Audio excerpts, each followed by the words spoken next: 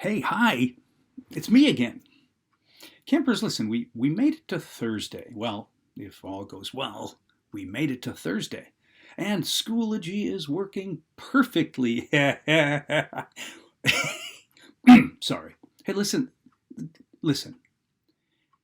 This week has been about flexibility.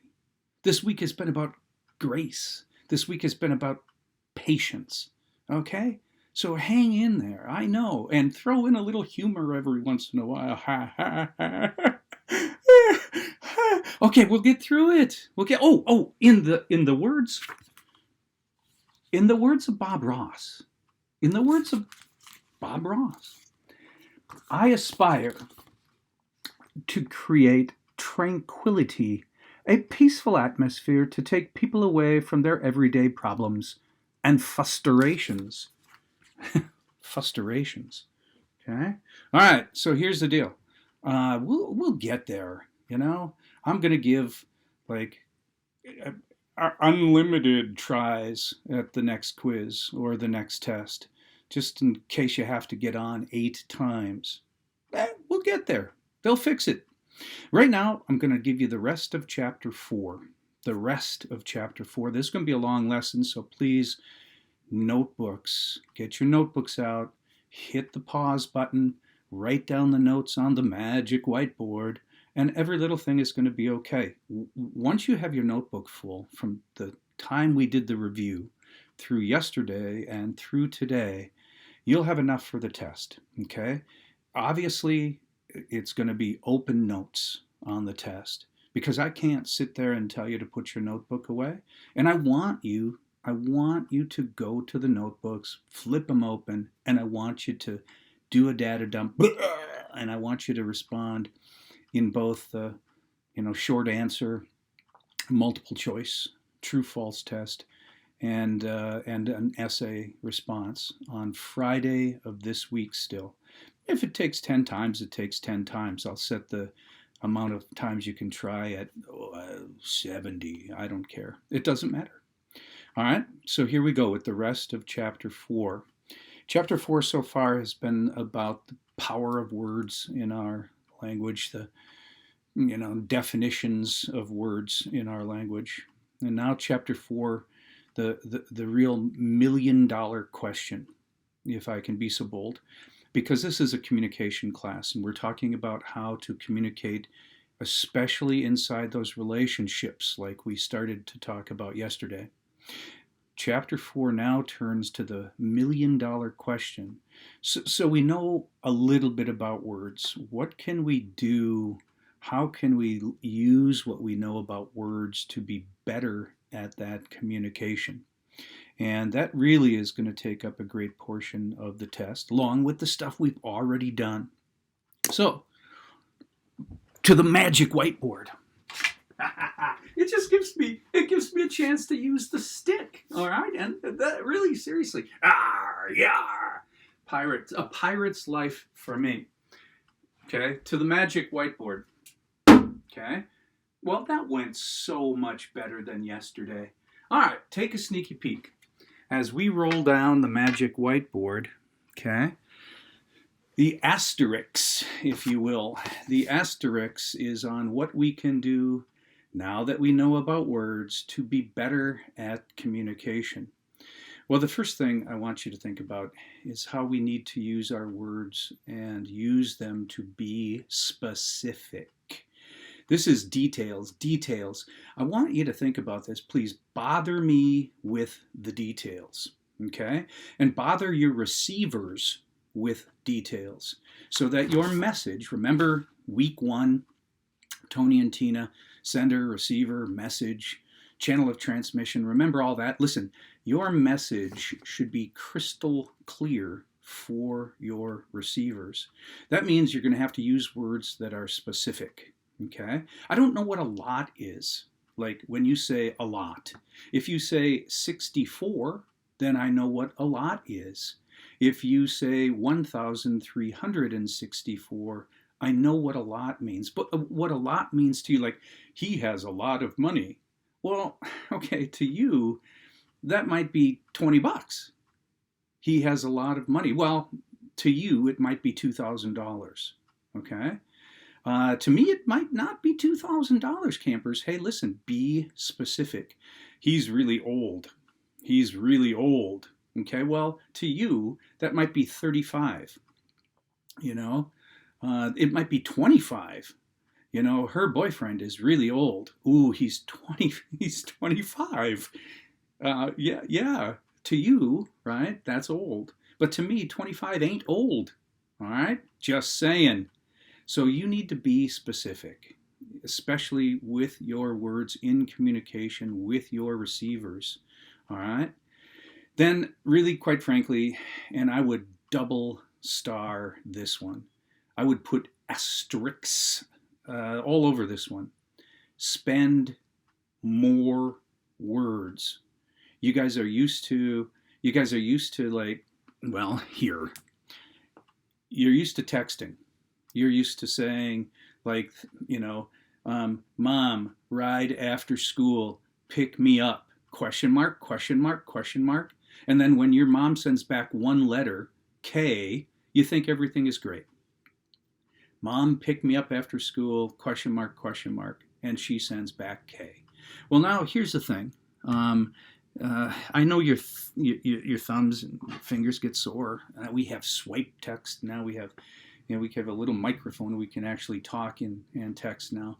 But honestly, campers, we're still stuck in this, in this communication format where we don't spend enough words. So you get off of your last class and, you're hanging out and you remember that there's a quick little math test up in Cutchell's room that you need to run up and take. You take that test, it only takes 20 minutes, but your mom was up there at the top doors where she usually picks you up early.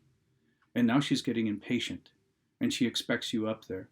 So your text that said pick me up after school didn't give enough details and you didn't spend enough words. All right? Now you run out of Cutchell's room, you get down to the lower doors and you're hanging out and now you're mad because your mom's not there. So you send her a scathing text like, where are you? And 8 question marks after that because that helps. And she sends back, I'm here, just look around, and you send back, no, you're not, and so on and so on. Well, she's up at the top doors where she usually picks you up. You're at the student entrance. If you would have spent more words in the first place, Mom, pick me up after school, please, because please always helps. I have a quick quiz in Cutchell's room, okay? Shouldn't be more than 20 minutes. I'll meet you at the student entrance lower doors at 3 o'clock. Okay, guess what? Then you're going to Caribou. Then you're going to sit and have, a drink with your mom. And then everybody's going to be happy. But now she's angry, you're angry. The whole miscommunication could have been solved by spending more words. All right? Think of it. How many times has miscommunication happened to you, especially using that cell phone, because somebody or you yourself haven't spent enough words to make the message clear, easily understood by your receivers? Spend more words. The next one is avoid ambiguity. Avoid ambiguity. Here's the definition of ambiguity for those keeping score at home in your notebooks. The definition of ambiguity. This is where words can be taken more than one way. You can say a phrase and you can take it one way or the other. There's 2 ways or more that you could take that phrase. Ambiguity, it can be taken more than one way. I used to hire and fire people at a different job a million years ago. And I remember a letter that I got from a previous employer, let's say for Tony. And here's what the letter said. Now listen very carefully. The letter started this way. You will indeed be lucky if you can get Tony to work for you. So I thought, awesome. And then I reread it. You will indeed be lucky if you can get Tony to work for you. And then I thought this really could be taken two ways. Like, we'll be the luckiest company if we hire Tony. The other way it could be taken is like, dude, he hasn't worked a day for us in his life. You'll be really lucky if you can get him to ever work for you. And honestly, I didn't hire him. It was an ambiguous phrase. It could be taken more than one way, and I didn't want to take the chance. Avoid ambiguity. Okay? And then here's really a key that we've been talking about all semester long. From the very beginning of Tony and Tina, Tony asking Tina to the prom, from the very beginning.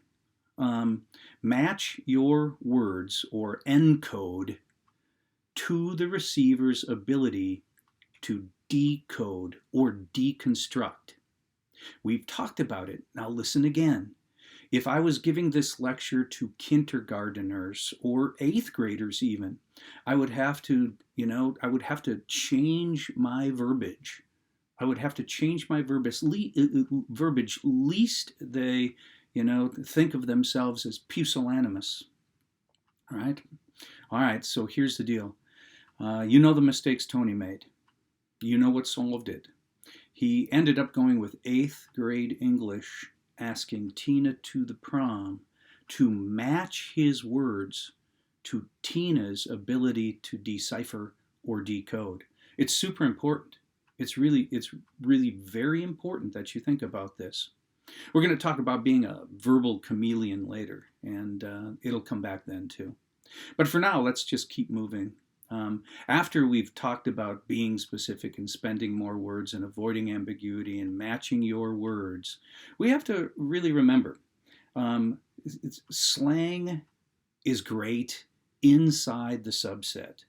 But really, quite frankly, and you know this, you start slinging the slang or, singing the slanguage like to your grandmother. Even to old guys like me. It's going to go zipping over my head, except for the fact that I required those slanguage dictionaries. Oh, my lord, your slang. We'll get back to that too. Listen, no slang outside of the subset. Got it? Good. It's the same with jargon too. You want to add more to this list? Dude, I don't use teacher jargon when I'm hanging around the bonfire with my friends. None of them are teachers. Well, at least at the bonfire. All right. The same with regional terms, please. Again, you say pop in Texas, and they're going to raise an eyebrow, to say the least. You ain't from around here, are you, boy? All right. Watch out for the dead words. Not a lot of people sling around, Shakespearean verbiage unless you're an English teacher. Okay, but there are some words that are archaic and really, quite frankly, need to be explained when you use them. All right, here we go. No words with negative connotations. This is a biggie. This gets 3 asterisks. All right. You know this. I've talked about this before. When we talked about internal noise in that first communication model, the noises inside your head. Okay.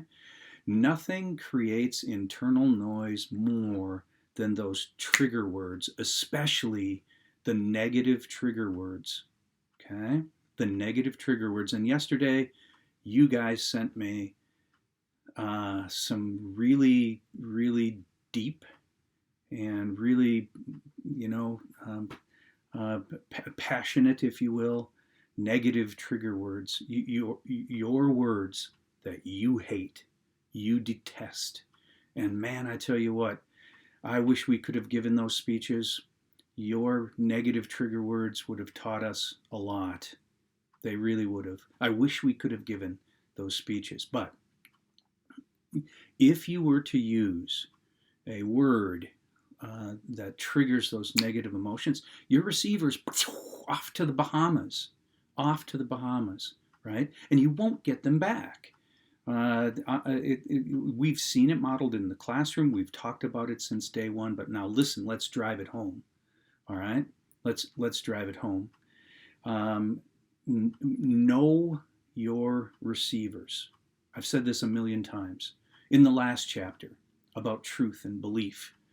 When I got to know Omar, my college roommate, it really helped.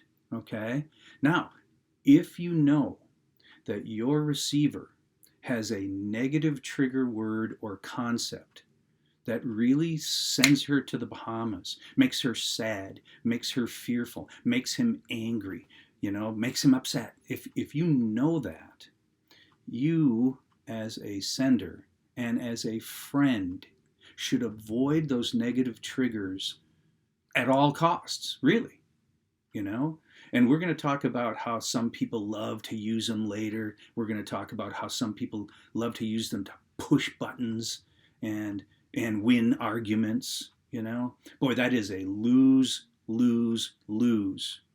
Okay? You lose, your friend loses, and the relationship loses. All right? So these trigger words have to be, cradled and very carefully, used in our conversations. Or if they're the negative trigger words, get them out. Don't use them at all. Okay? Why bring that up, etc.? All right, campers, listen very carefully there. To be better at communication, we have to really watch the words we use really quickly. Be specific. I don't know what old is to you, and I don't know what a lot means to you. It's like the word cold, right? If I say it's cold outside, okay, that's completely different than the dude down in Florida. And I saw this guy on a beach in Florida wearing a parka because it was 50 degrees. 50. And he said to me, "It's so cold." All right. Well, cold to one person is not cold to me. Be specific. And then, honestly, quite frankly, spend more words. Now, listen, I'm going to ask an SK question. That was a horrible Popeye imitation. Listen, I'm going to ask an essay question. I need you from now on, in all of your classes, in every time you have to do an essay question, to spend enough words, spend more than enough, so that the teacher knows you know. Be specific, spend more words. Avoid ambiguity, match your words to the receiver's abilities. No slang outside the subset, no jargon off of the job, no dead words. No, don't use them. And no words with negative connotations, please. This is a biggie. No words that'll send your receivers to the Bahamas. Make them upset, make them angry, make them cry. Okay? All right. This will work. Schoology is going to work. Everything is going to be good. And all y'all need to do is keep the smile. Okay? All right, I'm rooting for you. Keep your stick on the ice, campers. Have a great and glorious rest of the day.